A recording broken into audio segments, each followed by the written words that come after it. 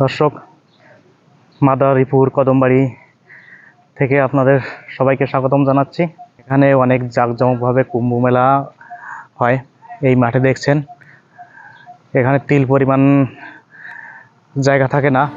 শ্রী শ্রী গণেশ পাগল সেবাশ্রমের মূল গেট এটা। এখন ভিতরে প্রবেশ করব। ভিতরে প্রবেশ করার সাথে সাথে ডান পাশেই এক অপূর্ব দৃশ্য আপনারা দেখতে পাচ্ছেন ভক্তগণ। দেখা যাচ্ছে শ্রীকৃষ্ণর মাতাজি দুধ দহন করছেন এবং শ্রীকৃষ্ণ গরুর শাবকটিকে টেনে ধরে আছেন। কি অপূর্ব দর্শন! এখানে আসলে সেই বৃন্দাবনের ফিল পাওয়া যায়, কারণ এখানে এক এক জায়গায় এক এক রকম মন্দির। যেখানে যাবেন শুধু মন্দির আর মন্দির। সর্বমোট 108টি মন্দির রয়েছে এই গণেশ পাগল সেবাশ্রমের আশেপাশ দিয়ে।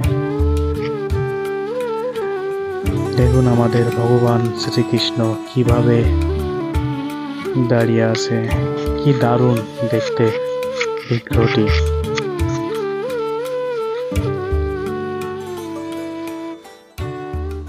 তেরো জন সাধু সন্ন্যাসী 13 টাকা 13 কেজি চাল নিয়ে জ্যৈষ্ঠ মাসের 13 তারিখে এখানে ভারতের কুম্ভ মেলার আদলে একটি পূজা করা হয়।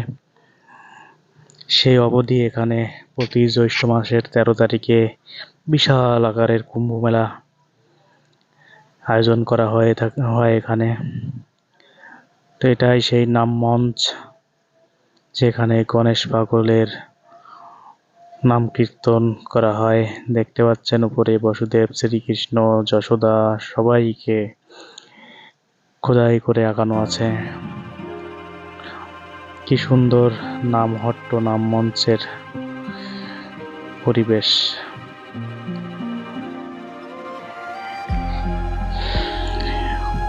পাশেই দেখতে পাচ্ছেন আরেকটি লম্বা করে একটি ঘর, ওখানে আগামাথা অনেক বিগ্রহ রয়েছে। পরবর্তী ভিডিওতে আপনাদের প্রত্যেকটা বিগ্রহের ডিটেলস জানাবো। আমার পাশে থাকবেন, আপনারা ভিডিও দেখবেন। পরবর্তী ভিডিও অবশ্যই দ্রুতই দিয়ে দেব।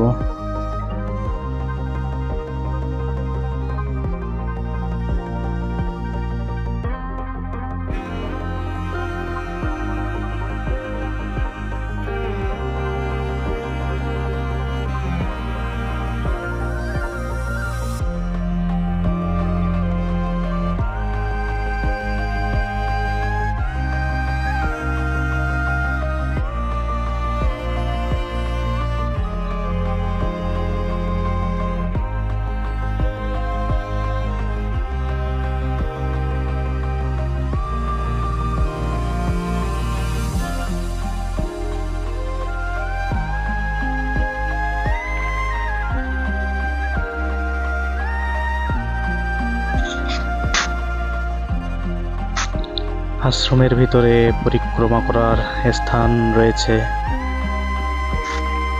এটাই হচ্ছে সেই পরিক্রমা করার জায়গা। এখানে প্রতিদিন অনেক ভক্তই আসেন। আপনারাও আসতে পারবেন যে কোনো দিন। এখানে থাকা খাওয়া প্রসাদের কোনো সমস্যাই নেই। যতদিন ইচ্ছা থাকতে পারবেন। এখানকার ভক্তদের মন মানসিকতা অনেক ভালো। আপনি যে কোনো টাইম এনি টাইম আসতে পারেন, কোনো সমস্যা নেই। থাকা খাওয়ার সব কিছুই ব্যবস্থা আছে। তো ভিডিও দেখতে থাকুন এবং পরবর্তী ভিডিও পাওয়ার জন্য অপেক্ষা করুন। ধন্যবাদ।